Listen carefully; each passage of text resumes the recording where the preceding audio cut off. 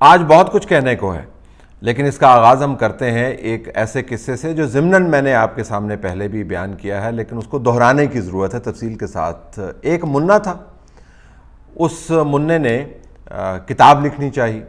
اس کے ابا نے کہا کہ تم کتاب لکھو تو پھر میں اس میں خود کچھ تحریر کروں گا۔ اس منع نے اپنی طرف سے 1000 صفحات پر مبنی کتاب لکھی۔ اس کے بعد اس کے باپ نے اس کتاب میں کچھ تحریر میں اضافہ کیا اور کتاب بکنے کے لیے سٹال پہ ڈال دی گئی۔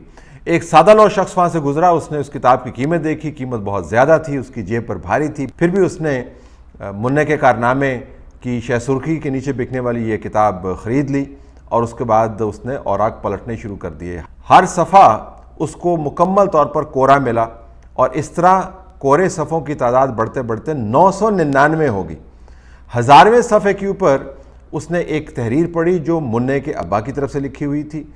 تحریر میں کیا تھا؟ تحریر میں یہ لکھا تھا کہ کتاب خریدنے کا شکریہ، ہمیں پتہ ہے کہ یہ کتاب بڑی مہنگی آپ کو پڑی ہے۔ اس کتاب کے 999 صفحات پر اگر آپ کو کچھ نہیں ملا تو پریشان نہ ہو، کیونکہ منع نے اگر کوئی کارنامہ کیا ہوتا تو پھر ہم کچھ تحریر کرتے۔ اب موجودہ حالات کے اندر یہ قصہ آپ کو بہت سارے واضح سیاسی اشارے بھی دیتا ہے۔ وزیراعظم پاکستان عمران خان نے کل جو تقریر کی، پہلے ہم اس پر آ جاتے ہیں۔ اس تقریر کا لب لباب جو 1.5-2 گھنٹے پر محیط تقریر تھی، اور اس کے اندر آپ کو وہ تمام چیزیں نظر آئیں جو پچھلے کئی سالوں سے وہ دہراتے چلے آ رہے ہیں۔ ہر ٹویٹ کے اندر، ہر انٹرویو کے اندر، ہر سپیچ کے اندر، ہر قسم کی بات جب بھی وہ کرتے ہیں وہ یہی باتیں کرتے ہیں۔ تو اگر وہ 1.5-2 گھنٹے کی تقریر تھی تو اس کے اندر 98% وہی باتیں تھیں جو پہلے آپ سن چکے ہیں۔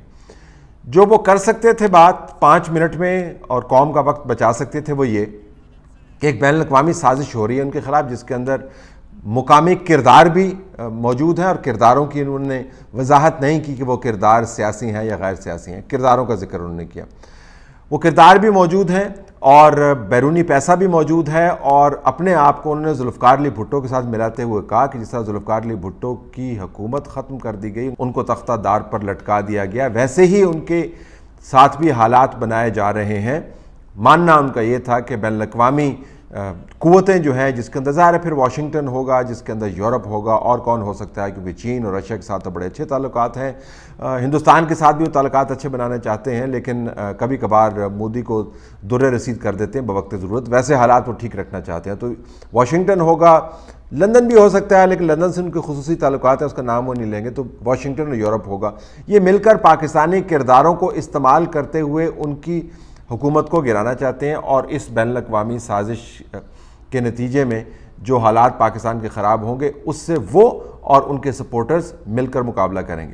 شواہد میں انہوں نے جیب سے ایک خط نکالا، جو خط انہوں نے ہوا میں لہرایا اور یہ بتایا کہ اس خط میں لکھی ہوئی دھمکیاں دی گئی ہیں۔ اس خط کو انہوں نے دوبارہ جیب میں رکھ لیا۔ اب صورتحال یہ ہے کہ وزیراعظم پاکستان عوام کے سامنے، کیمراز کے سامنے، تمام دنیا کے سامنے ایک خط لہراتا ہے جس میں وہ کہتا ہے کہ لکھ کر مجھے دھمکی دی گئی ہے، اور وہ بتاتا نہیں ہے کہ دھمکی کس طرف سے ہے۔ وہ تمام لوگوں کی طرف اشارہ کرتا ہے، وہ کہتا ہے کہ ان کے خلاف سازش ہو رہی ہے، اور اس کے اندر سیاسی لوگ بھی موجود ہیں اور غیر سیاسی لوگ بھی موجود ہیں، اور وہ کہتا ہے کہ اس کی حکومت کو جو خطرہ لاحق ہے یہ بین الاقوامی سازشوں کا نتیجہ ہے۔ وہ ذوالفقار علی بھٹو کے بارے میں بات کرتا ہے، وہ ذوالفقار علی بھٹو جس کو اس وقت کے آرمی چیف جنرل ضیاء الحق نے حکومت سے ہٹایا، ان کے خلاف مارشل لگایا اور ان کے ٹرائل کو باقاعدہ سپروائز کیا اور ان کو ایگزیکیوٹ کر دیا، وہ ذوالفقار علی بھٹو کی مثال دیتا ہے اور کہتا ہے کہ اس قسم کے حالات بنانے کی کوشش کی جا رہی ہے۔ تو اگر تاریخی طور پر آپ نے مماثلت پیدا کرنی ہے تو مماثلت پہ سب چیزوں میں ہوگی۔ پھر ظاہر ہے اس مرتبہ بھی کوئی ضیاء الحق اس سازش میں ملوث ہوگا، اس مرتبہ بھی بین الاقوامی طور پر کوئی واشنگٹن اس کے اندر ملوث ہوگا، اس مرتبہ بھی کسی کو ہٹا کر پاکستان کو غلام بنانے کی کوشش کی جا رہی ہوگی۔ اگرچہ ضیاء الحق کے ساتھ جتنے لوگ کھڑے تھے عمران خان کے طویل مدت تک، اور ابھی تک ان سے بہت اچھے تعلقات رہے، رائٹ ونگ پاکستان کا جتنا ہے وہ عمران خان صاحب اس کو اپنی نیشنل کنسٹیچوئنسی کہتے ہیں، اور عمران خان کسی زمانے میں ان کے چہیتے بھی ہوتے تھے۔ آج کل حالات بہرحال مختلف ہیں۔ وہ بہت سے لوگ جو ان کی پارٹی کے اندر موجود ہیں، ان کے آباء و اجداد جو ہیں وہ ضیاء الحق کے ساتھ سیاسی طور پر جڑے رہے تھے اور ضیاء الحق کے نظریے کا پرچار کرتے رہے تھے۔ بہرحال اس بات سے قطع نظر، تو عمران خان نے ہمیں یہ بتایا جو وہ 5 منٹ میں بتا سکتے تھے کہ ان کے خلاف سازش ہو رہی ہے. سازش کرنے والے کون ہیں ان کا نام انہوں نے نہیں بتایا کہ میں بعد میں آپ کو بتاؤں گا, جس سے مراد یہ ہے کہ پاکستان کے اندر بین الاقوامی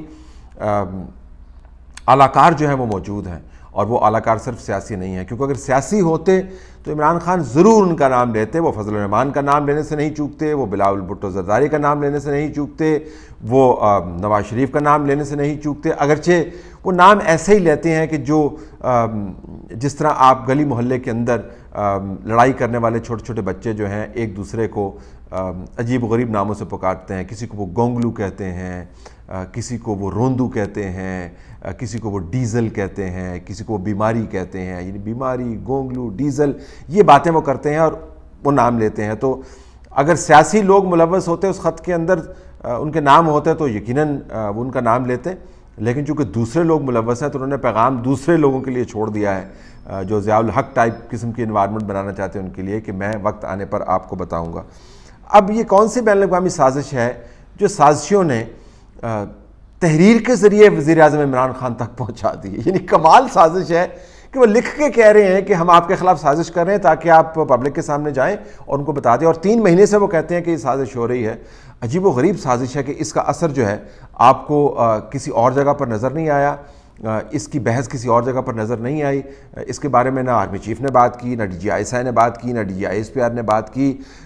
وہ تمام لوگ جو عمران خان کے ساتھ ہوتے ہیں اور فوج کے ساتھ بھی جڑے ہوئے ہیں اور ان کے سیاسی طور پر اپنے آپ کو نمائندہ سمجھتے ہیں عمران خان کا, انہوں نے بھی کبھی اس کی بات نہیں کی. تو وہ کہتے ہیں 3 مہینے سے یہ سازش ہمارے خلاف ہو رہی ہے. بہرحال عمران خان کا جو سازش کا کارڈ تھا اس نے لوگوں کو بہت ڈس اپوائنٹ کیا.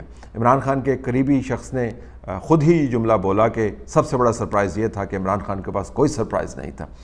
یہ بات بھی درست ہے, لیکن اس کے اوپر حیرانی نہیں ہونی چاہیے. آپ کو بہت عرصے سے عمران خان ایسے ہی باتیں کر کر کے جلسوں میں بلاتے رہے ہیں اور آئندہ بھی ایسی ہی باتیں ہوتی رہیں گی. لیکن جو انہوں نے کل بات کی کہ ذوالفقار علی بھٹو جیسے حالات بنائے جا رہے ہیں, اس کے اشارے بڑے واضح ہیں کہ کس طرف وہ اشارہ کر رہے ہیں. اور کل کا جو پیغام تھا وہ نہ مولانا فضل الرحمان کے لیے تھا, نہ بلاول بھٹو زرداری کے لیے تھا, نہ وہ نواز شریف کے لیے تھا. وہ پیغام ان کے اپنے جو غیر رسمی نمائندے ہیں اور میڈیا کا لبادہ انہوں نے اڑا ہوا ہے ان کے مطابق منع کے ابا کے لیے تھا, کیونکہ اب ان لوگوں نے ٹویٹ کرنے شروع کر دیے ہیں کہ یہ سب کچھ جو ہو رہا ہے عمران خان کے ساتھ یہ منع کا ابا کرا رہا ہے. اچھا, یہ وہ لوگ ہیں جو ہمیشہ سے یہ کہتے چلے آئے کہ منع کا تو کوئی ابا ہی نہیں ہے, کیونکہ وہ خود منع نہیں ہے, وہ تو بڑا انقلابی ہے, وہ تو سارے کام خود کرتا ہے, تو اس کو ابے کی ضرورت ہی نہیں ہے. تو اور پھر یہ بھی کہتے تھے کہ منع کے ابے کی تہمت جو ہے بڑی بھونڈی تہمت ہے, اس کے اندر خام خواہ اداروں کو گھسیٹتے ہیں. اب وہ خود کہہ رہے ہیں کہ سب کام منع کا ابا کروا رہا ہے, لیکن ہمت نہیں پڑتی کہ نام لے پائیں. ویسے ہی ہمت نہیں پڑتی جس طرح عمران خان کو ہمت نہیں پڑی کہ کل نام لے پائیں.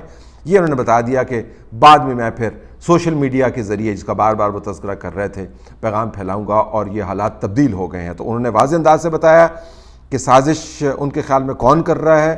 انہوں نے ایک ہیجان برپا کیا اپنے حلقوں میں. اس سے پہلے جو ماحول ہے وہ کریٹ کیا گیا تھا یہ کہہ کر کہ منع کے ابا سب کچھ کروا رہے ہیں. اب منع کے ابا کا مسئلہ یہ ہے کہ وہ منع کو کب تک سپورٹ کریں. منع نے جو کتاب لکھنی تھی جس کے دعوے کیے تھے اس کے 1000 پیجز تو ہو گیا, ہر ورق کوڑا ہے. اگر منع کے ابا آخری ورق پر یہ فکرہ بھی نہ لکھتے کہ منع نے کچھ کیا ہوتا تو ہم کچھ لکھتے, بہرحال کتاب خریدنے کا شکریہ, تو کتاب خریدنے والا وہ کتاب اٹھا کر کتاب لکھنے والے کے سر پہ مار رہا ہوتا. تو منع کے ابا نے یہ سہولت مہیا کی کہ کم از کم کتاب بکوا دی. اس پر شکر کرنا چاہیے, لیکن اگر شکر نہیں کریں گے اور ٹکر ماریں گے تو ظاہر ہے زخم ہر طرف لگیں گے. کچھ زخموں کا آغاز آپ کو ہوتا ہوا نظر آ گیا ہے. پنجاب کے اندر جو موومنٹ ہو رہی ہے اس سے آپ کو پتہ چل رہا ہے کہ حالات کس طریقے سے تبدیل ہونے والے ہیں. اس کے اوپر تل ملانے کی ضرورت نہیں ہے, نہ ہی اس پر خوشیاں منانے کی ضرورت ہے. ملک کے حالات بڑے خراب ہیں, لیکن اگر الزام تراشیوں کا سلسلہ ایسے ہی جاری رہا تو آنے والے دنوں میں جو بھونچال آئے گا اس نے منع کے ابے کا تو شاید کچھ نہیں بگاڑنا, لیکن منع کا کھانا خراب کر سکتا ہے.